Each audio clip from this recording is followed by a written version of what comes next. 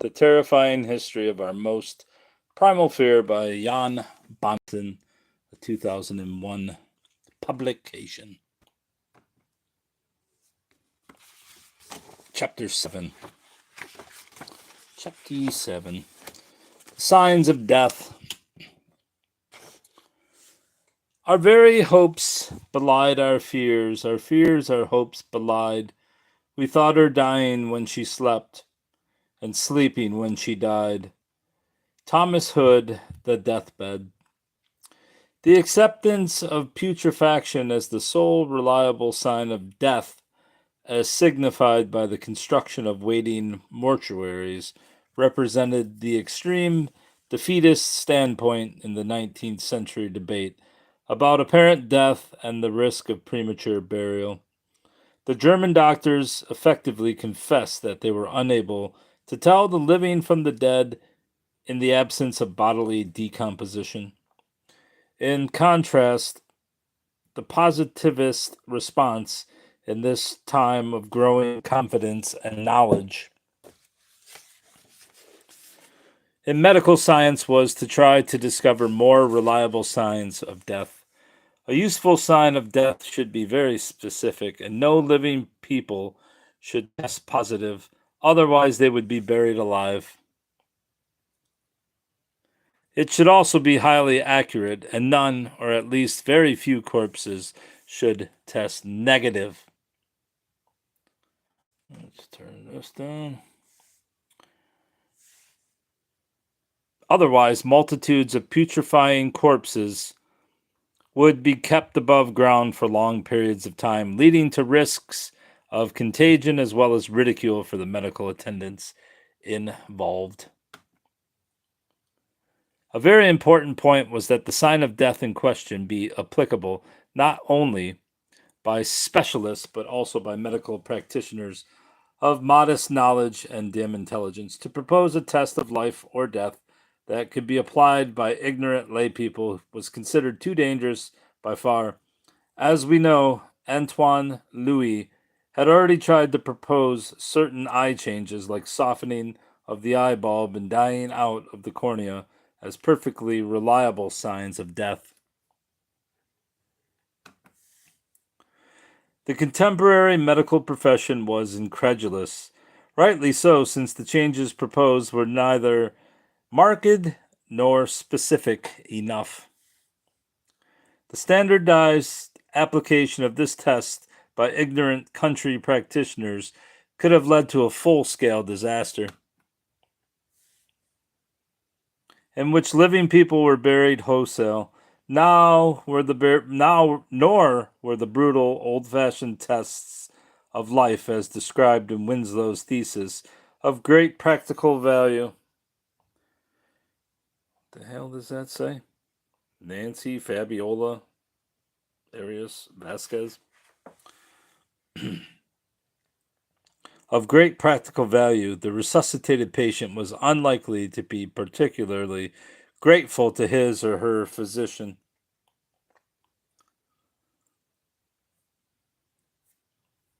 If the latter cut off all 10 fingers in the effort to stimulate the spark of life or thrust a red-hot poker up the rear passage, there is a case report about an Italian carabiner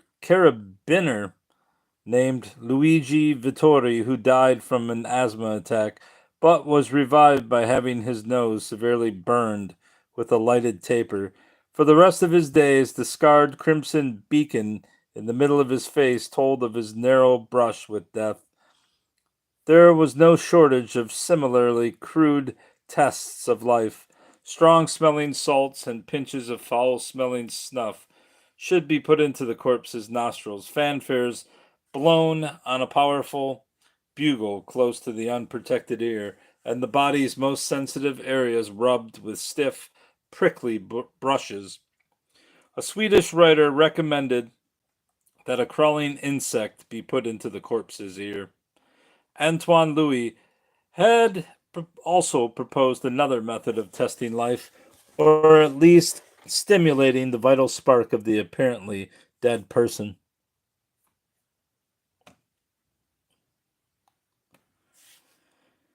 With a powerful bellows, he administered an enema of tobacco smoke. One of the pipes of this remarkable apparatus was thrust into the anus of the apparently dead person. The other was connected by way of a powerful bellows to a large furnace full of tobacco. Such enemas of tobacco smoke were thought to be very beneficial and were used to try to revive not only people presumed dead, but also drowned or unconscious individuals. In 1784, the Belgian physician P.J.B. Prevenaire was given a prize by the Academy of Sciences in Brussels for a book on apparent death which described and depicted an improved bellows for enemas of tobacco smoke, which he called Der Doppelblaser. And let's go back and check out the illustration.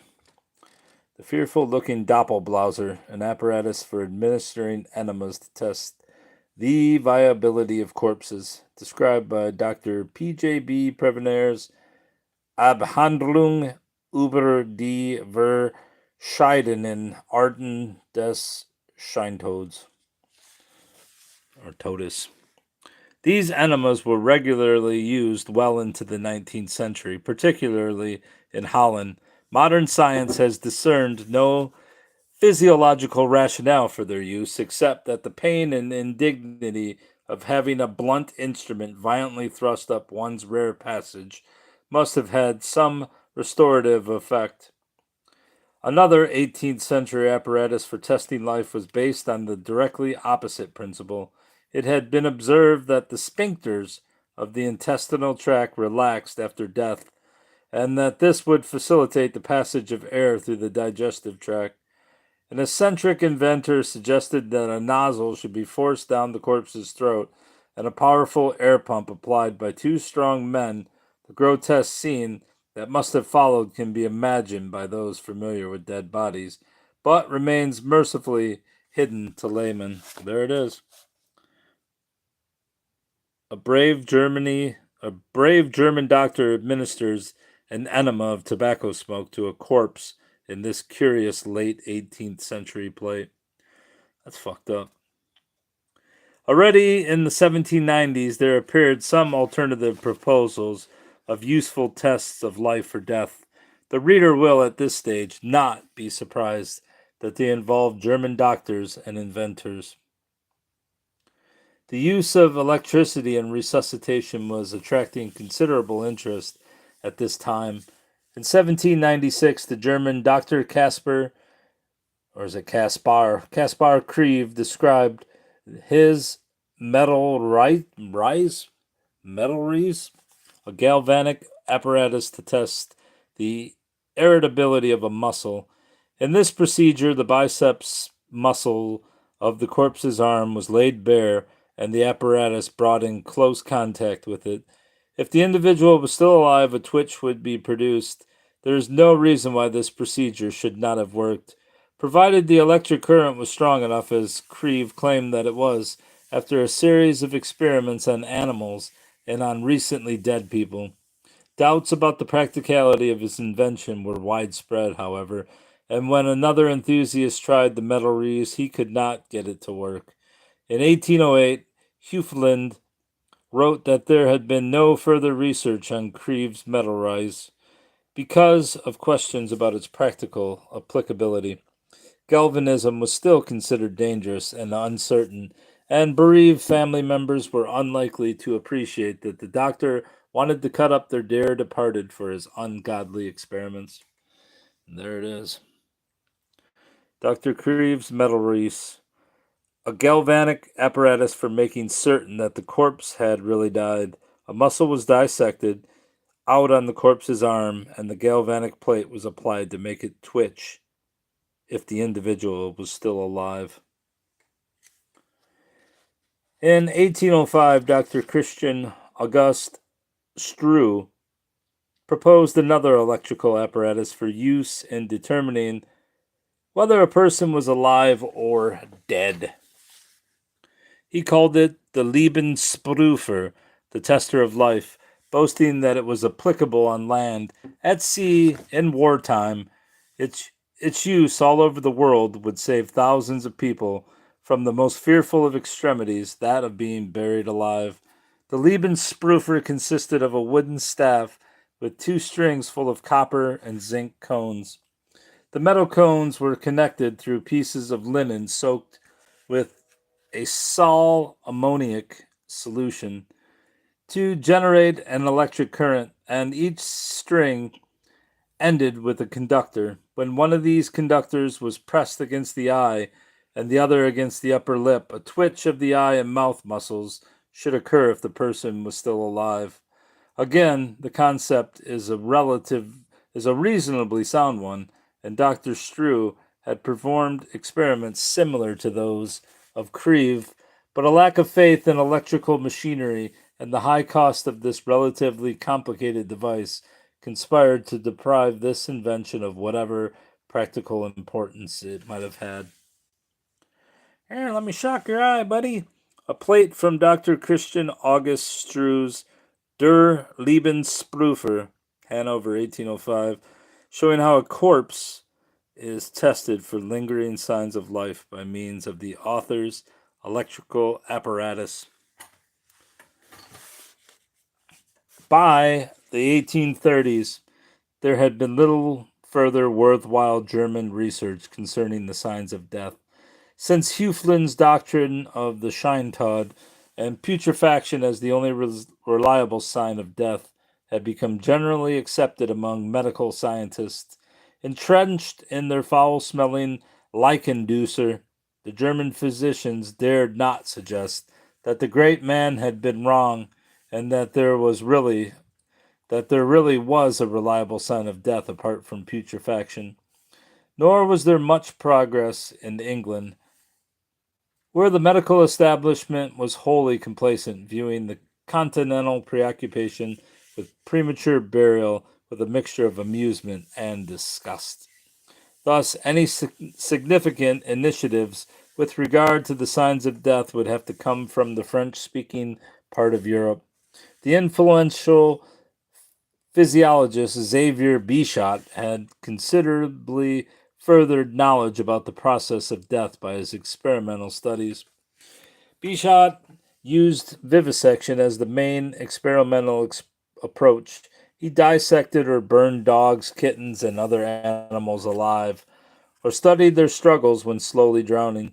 Death could be instantaneous, like that of in a guillotined criminal. It could be a drawn out ordeal, a succession of events in various tissues of the body, in cases of lingering disease, or in an animal that he was slowly torturing to death. It was clear to Bichat that in an animal strangulated to death, black, deoxygenated blood permeated the tissues of the brain and destroyed its animal activity. The organic life of the heart and lungs later perished in separate events. Bichat defined life as the composite of the forces throughout the body that resisted the influence of death. Thus, no organ could be called the seat of life. His opinions, therefore, formed the logical extreme of the gradual process of decentralization of death that had been set in motion by Bruyère's questioning the central role of the heartbeat and respiration in the determination of life. Bichat's influence on the physiological study of life and death was beneficial, but his extreme vitalist standpoint could also be interpreted to imply that no sign of death, particularly one connected with a single organ like the heart, could be relied upon. The influential forensic scientists Francois Emmanuel Fodor and Mathieu Orfila drew a logical consequence of Bichat's theories. There was no question of a single sign of death being the supreme one. Rather, an entire array of tests of life or death should be performed to monitor the state of different organs. They were confident that the signs of death taken together were absolutely certain, although each of them alone was inconclusive. From 1800 until 1835, more than 30 French medical theses dealt with the signs of death. These dissertations could be divided into three equally large groups. One defended the certainty of the signs of death along the lines of Louis and others, often implying that it was an insult to modern medicine to accuse any doctor of not being able to tell a living person from a corpse. A second group admitted that most signs of death were fallible, but not putrefaction and cadavers' rigidity. A third claimed that all signs of death were fallible except putrefaction. Some of the writers in the third group went so far as to demand waiting mortuaries in the French cities. In 1837, Professor Pietro Mani, toxicologist active at the universities of Naples and Rome, donated 1,500 gold francs to the Academy of Sciences in Paris for use as a prize for the best work on the signs of death and the means of preventing premature burials. This valuable donation had the desired effect of further stimulating French research into the signs of death and their reliability. The first contest for the Prix Mani in 1839 had quite a few entrants. The Academy of Sciences rightly upheld its strict criteria, however, and considered none of the contributions worthy of the prize. The result, when the Prix Mani was re-advertised in 1842, was equally disappointing. In 1846, the Prix Mani was advertised for a third time. One of the contestants was the 31-year-old physician Eugene Bouchot. He had been greatly impressed by René Laniac's invention of the stethoscope and the subsequent demonstration of the clinical usefulness of this instrument in diagnosing diseases of the hearts and lungs. Bouchot suggested that this instrument be used to diagnose the cessation of heartbeat. He was of the firm opinion that if the stethoscope was properly employed to determine the definite lack of heartbeats for a period of 2 minutes, no doubt should remain, and the dead body could be buried without further delay. He supported this view by a large number of experiments on animals killed or sedated in different ways, and by many observations of human beings in extremis. Condemning the waiting mortuaries as needless and macabre, Bouchet considered his countrymen's fear of being prematurely buried greatly exaggerated. It was fueled by the many inaccurate and sensation seeking pamphlets and newspaper reports on this subject. Besides Bouchet, quite a few others competed for the Prix Mani. There was no lack of cranky ideas about how to tell corpses from living people. The suggestions included pouring astringents into the stomach by means of a stomach pump and putting multitudes of leeches near the corpse's anus. The German doctor Christian Friedrich Nass invented what he called the thanatometer, a thermometer introduced into the stomach in a long tube, which was supposed to measure whether the temperature of the core of the body was low enough to permit a diagnosis of death. His Austrian colleague, Dr. Johann Nepomuk Hickman, invented an electrical apparatus for testing life, which he claimed to be superior to Struey's Lebensprüfer. Although the principle appeared to be the same, the French doctor Jules Antoine Jossat invented a pair of strong pincers with which to pinch the presumed corpse's nipples, and the Englishman Barnett recommended that the arm of the corpse be scalded with boiling water. A blister would appear if the individual was still alive. Another old notion proposed by a German named Mitteldorf was that a long needle with a flag attached to one end should be thrust into the heart of the apparently dead individual. The flag would be waving merrily if the heart was still beating. Or they could have just put a piece of masking tape on someone's arm here and fucking ripped it up. If that don't wake you up, then you're dead. In 1848, Dr. Rayer of the Academy of Sciences could announce that Eugene Bouchet was the winner of the Prix Mani. This prestigious award attracted international publicity, and Bouchet's position was further strengthened by the fact that both Rayer himself and some other leading academians, including the neurobiologist Francois Magendie and the anatomist Etienne Serres, gave him their active support.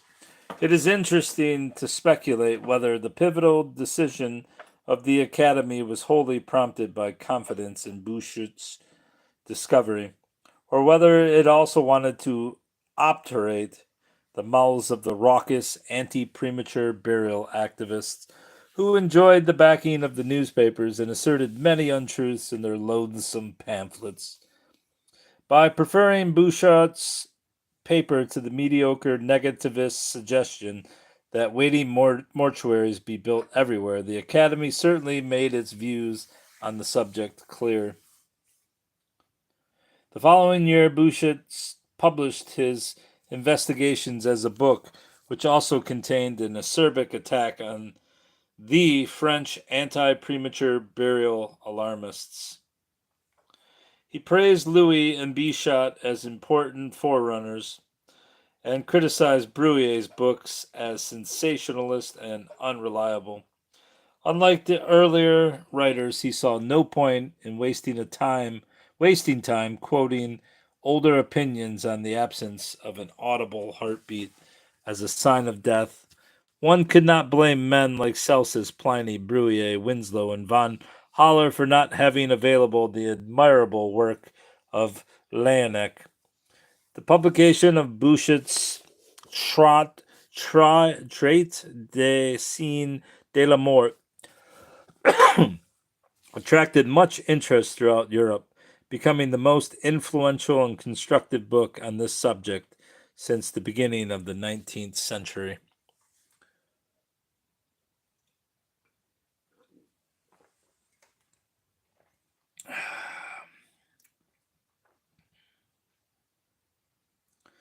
Some modern historians have found the award of the Prix Mani to Bouchet amusing. The notion that listening to the heartbeat is a good indicator of death appears very natural to modern people, but that was by no means the case in the 1840s, and Bouchet was in fact very brave to suggest this novel sign of death.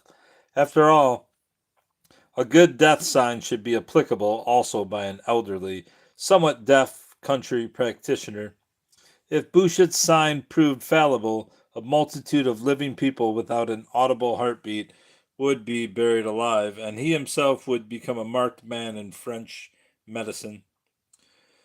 Laennec's invention of the stethoscope was still quite recent, and some conservative clinicians were not entirely convinced of his diagnostic value. Also, the stethoscopes of that time were fairly primitive.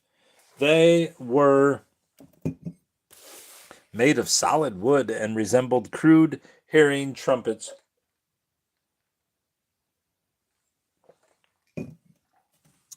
When I tried one out not long ago, the contrast to a modern instrument was striking. In fact, it is not unreasonable to claim that Bouchet was wrong, that a living person can lack an audible heartbeat, particularly when one is limited to using a mid 19th century stethoscope. Conditions like pulmonary emphysema, a large pleural effusion, or an exudative pericarditis can serve to isolate the transmission of the heart tones to the chest. More important, in clinical practice, the slow, weak heart action of a person intoxicated with strong sedatives is not always audible with the stethoscope. But Bouchet's suggestion was specific and accurate enough to be of great practical value, and it had the advantage of simplicity. Another widespread misconception Concerning Breuchit's discovery is that the publication of his book virtually ended the controversy about apparent death and the risk of premature burial that had raged throughout Europe since the publication 100 years earlier of the works of Breuer. In fact, the German medical establishment remained obdurate, and the waiting mortuaries were to stand for another half century. A certain Professor Plug of Darmstadt objected that if Bouchet's ideas were taken seriously, a multitude of newborn infants in a state of asphyxia would be wantonly consigned to an unnecessary grave. A reviewer in an English journal was wholly skeptical concerning the utility of Bouchet's discovery. In his native France, too, Bouchet faced a torrent of criticism. Jules Antoine Josset, the inventor of the nipple pincher, claimed that he had once in a cholera epidemic encountered a living person with no audible heartbeat, and several of the other unlucky contestants for the Prix Money also made unkind remarks about the unreliability of Bouchet's discovery and the mass carnage that would occur if it was taken seriously. Pardon. Numerous leading clinicians from hospitals all over France sent to the Academy of Sciences lists of living people with no audible heartbeat. According to one account from an anti-premature burial activist, the cowardly Bouchat, maybe it's Bouchat, no, I'm going to say Bouchet, was overwhelmed by the massive opposition in the early 1850s and was willing to agree that his sign of death was fallible. I got a lot of pages to go. Although this claim is not supported by less biased sources, it is likely that Bouchet was not a little affected by the many distinguished clinicians opposing him. He had not been supported by the distinguished forensic specialists Alphonse Devergy and Auguste Ambroise Tardieu. His future would have looked uncertain indeed. Bouchet tried to reach a compromise by increasing the period of auscultation from 2 to 5 minutes. This compromise was not accepted by his opponents, and the debate still raged in the 1860s. In particular, the French anti-premature burial activists regarded Bouchet as a traitor and lost no opportunity to publicize various cases where medical men had not been able to hear the heartbeat in still living people. Nor was there any shortage of new proposals of signs of death or tests of life. In 1861, a certain Pluvier suggested that acupuncture of the heart by means of a steel needle be performed in difficult cases where Bouchet's test had failed. And several commentators agreed. The surgeon Jules Germain Cloquet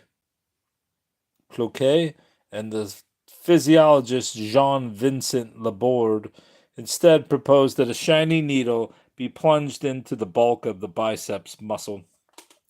If the person was alive, the needle would become metabolized and rust, they claimed, but this test strikes me as the far-fetched as well as non-specific.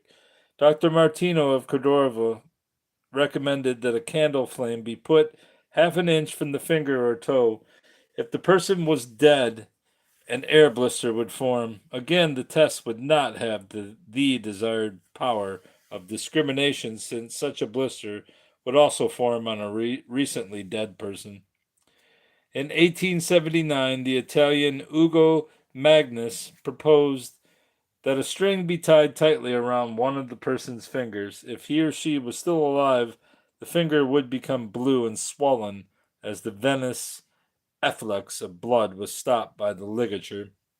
This test is not as good as it might seem, however, since persons in extremis might have very pronounced peripheral vasoconstriction, which would lead to their being falsely declared dead.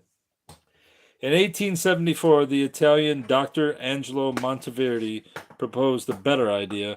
He could prove that a subcutaneous injection of liquid ammonia produced an inflammatory reaction in a living person, but not in a corpse. This this sound test of life depended only on the ability of the doctor to charge the perform. I can't talk. This sound test of life depended only on the ability of the doctor in charge to perform the injection correctly. Hypodermic syringes were a novelty at this time, which limited the applicability of this test considerably.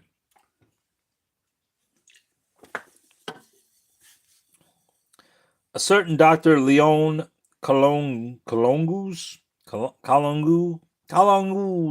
proposed a singular test. If the finger of a living person was stuck into the doctor's ear, the involuntary slight muscle movements produced a buzzing sound. This sound was absent if the finger of a corpse was inserted in a similar manner.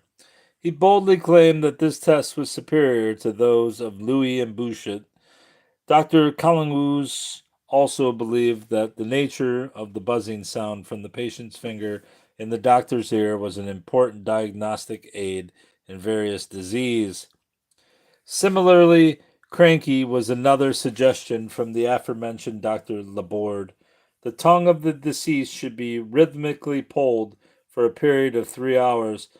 He had previously asserted with some right that pulling the tongue was advisable when performing artificial respiration, but this was because it helped clear the airways, and not because the maneuver possessed some strange stimulating influence on the central nervous system.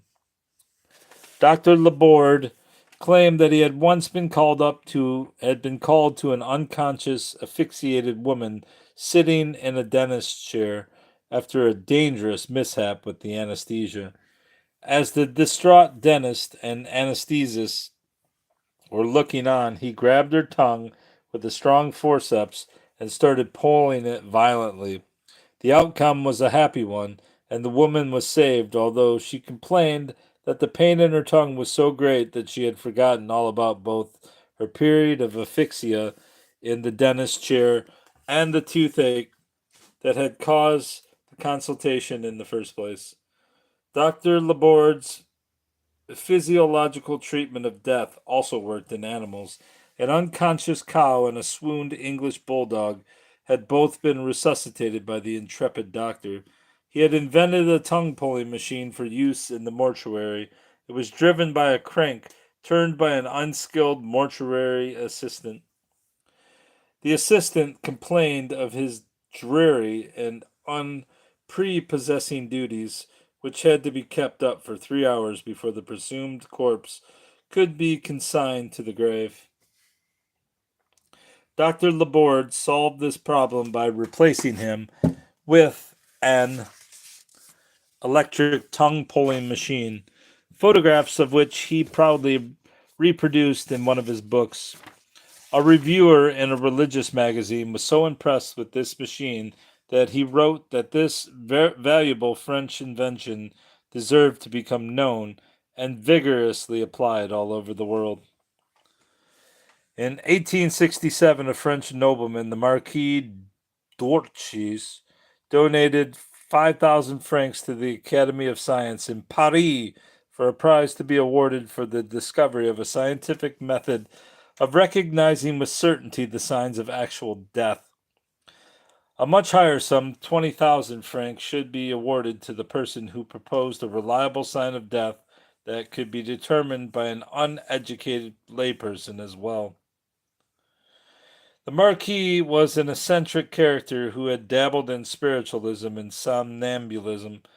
He had also spent much time taming animals, hoping that one day dogs, cats, rabbits, tigers, and men could be educated to live together in peace and harmony.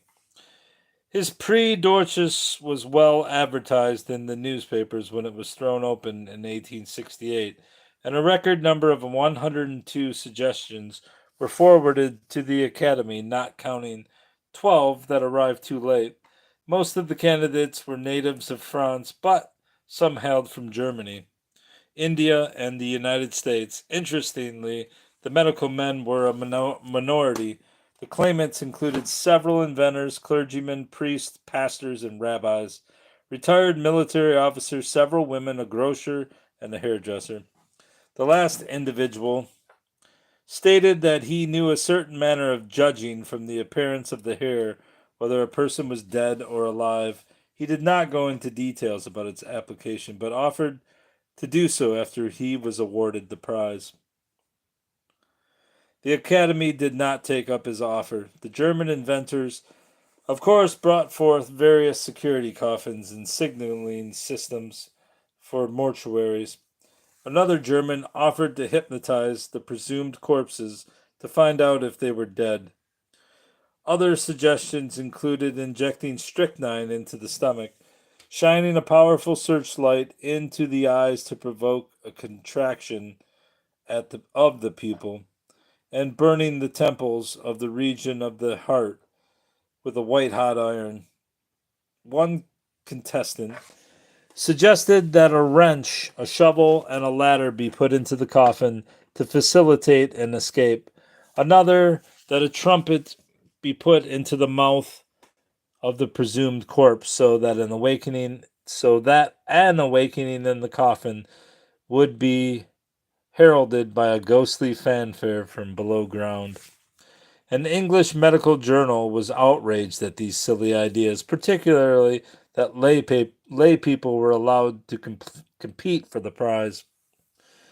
What serious work can be looked for in this motley assembly? What lucubrations could emanate from the brains of these persons ignorant of every scientific fact, who have the pretension to unveil the mysteries of life and death? The French forensic specialist Alphonse Deverger also ridiculed the Marquis and his prize, but for other reasons. Suppose for a moment that a sign of death, obvious to the whole world, would be discovered. What would happen? People would not call a physician to verify death. Let us therefore abandon the unfortunate idea that the signs of death must be vulgarized. The prize board of the Prix d'Orchis was busy for several years drawing up a short list, and it took even longer before the winners could be announced. To the disappointment of the hairdresser and grocer, the winner was Professor Weber, a forensic specialist from Leipzig, who had suggested that a hard brush be used to brush some part of the skin of the dead body some hours after death. If the individual was parchment like in texture after the brushing had taken place, death was certain. Awarded the smaller prize of 5,000 francs, Weber would have had a claim to the great prize of 20,000 francs, but had some of the commissioners not objected that they had tried to repeat the professor's procedures on some corpses and had seldom seen the promised result. Some of the other contestants received honorable mentions for observations on body temperature and various eye changes after death. A certain M. du Cordoue was awarded 500 francs for his observations on the effect of the flame of a candle upon the pulp of the finger. The great prize was returned to the heirs of the Marquis d'Orches, who probably welcomed this outcome since they had been left destitute by the eccentric nobleman's will and lived in the poor quarter of Saint-Germain.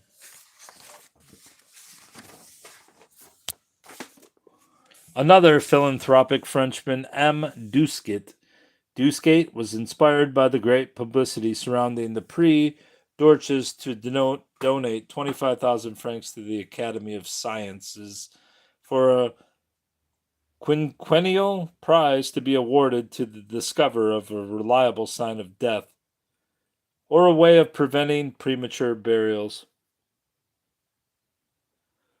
The first essays were received in 1880, but no prize was awarded until 1890, when the prize board made the remarkable decision to award it to a certain Dr. Mays, who had proposed that putrefaction was the only certain sign of death, and that all dead bodies be supervised in waiting mortuaries and cremated after signs of putrefaction had set in.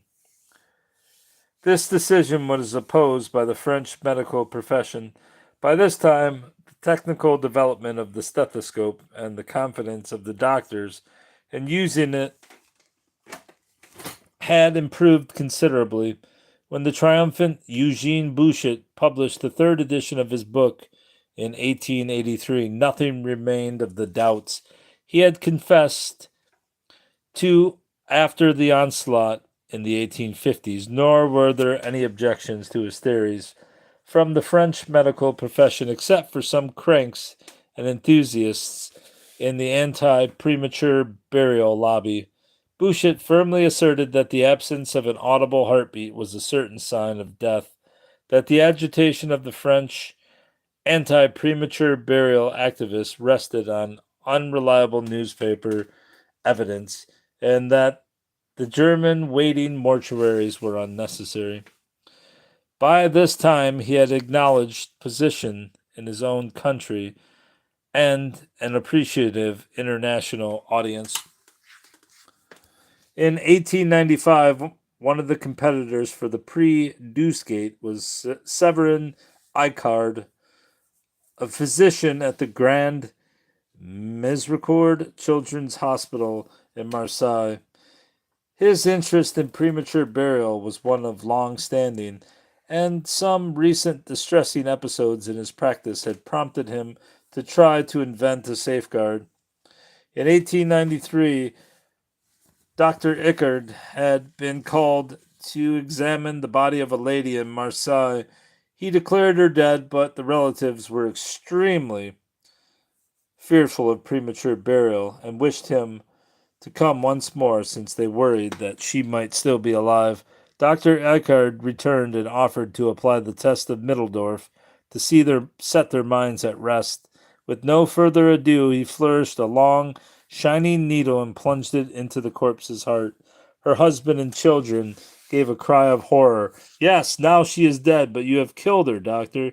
Dr. Icard did not dare to venture unto the part of town after nightfall for some time, and silenced the press only with difficulty. The following year, Dr. Icard was again consulted in a difficult matter of life or death. The 18-year-old Zéphirine Maniel had apparently died and was declared dead by the family doctor, but her parents were not convinced, since there was no cadaveric rigidity. They appealed to the mayor, who ordered Icard and 4 other doctors to settle the matter. The distraught parents stood by the bed crying, "Zéphyrin est vivante." Zéphyrin is still alive. And a large and hostile mob gathered outside the house. The 5 doctors did not hesitate to declare the girl dead, and the mayor ordered that the funeral proceed as planned. By this time, however, 1,500 people had assembled, and the police had to protect both the doctors and the funeral procession from their wrath. There was even an attempt to grab and break open the coffin to make sure poor Zéphyrin was not buried alive. The next morning, all the newspapers proclaimed that a dreadful error had been made by the named doctors, and that another premature burial had taken place. After several years of research, Dr. Icard had come up with a quite useful test for life or death. By subcutaneous injection of a solution of a strongly fluorescent compound, it could be determined whether the individual still had a functioning circulation of the blood. In that case, the skin turned a vivid yellow and the eyes emerald green, and this phenomenon lasted until the compound had been metabolized.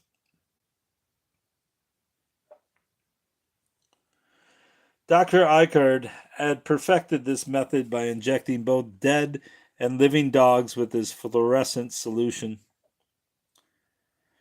The living animals had been lent to him by trusting colleagues, whose reaction when the yellow green eyed dogs were returned to them has unfortunately not been recorded in Dr. Eichard's voluminous writings.